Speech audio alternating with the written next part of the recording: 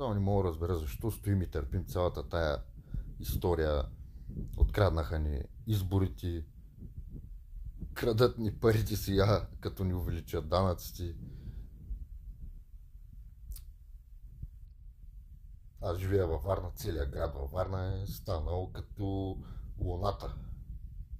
То няма пътища, то няма нормален път. Значи, колкото и да работиш, колкото и да изкарваш, и те парите винаги ще потъват, защото има проблеми. Толкова много проблеми, че а, няма как да се стигнат парите. И възхищавам се на тези там патриоти, дето само кричат и нищо друго не правят. Но тя държавата е пред фалит сама по себе си, ще фалира, защото никой не се грижи за това тя да не фалира.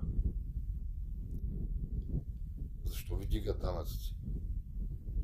Защо ви дигат токовите, водите, хляба и всичко останало? Защо го вдигат? Пак имаме криза ли, COVID, световен пазар ли?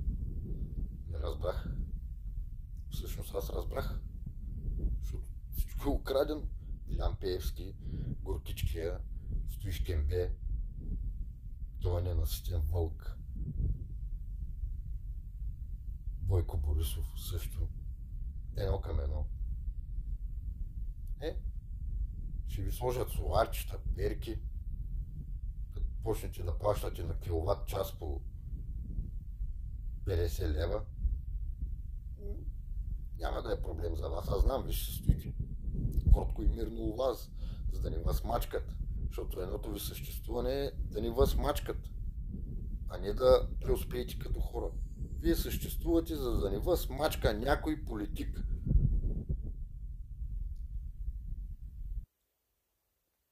Последните 3 години, колкото и пари да изкарам, аз не ги виждам тези пари.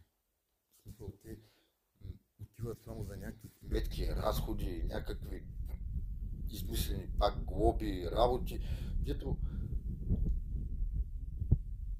явно е заповядано на тия държавници, полицаи там, като да видят, да спрат, дори да няма нещо за какво да губи, той трябва да губи, защото трябва да има там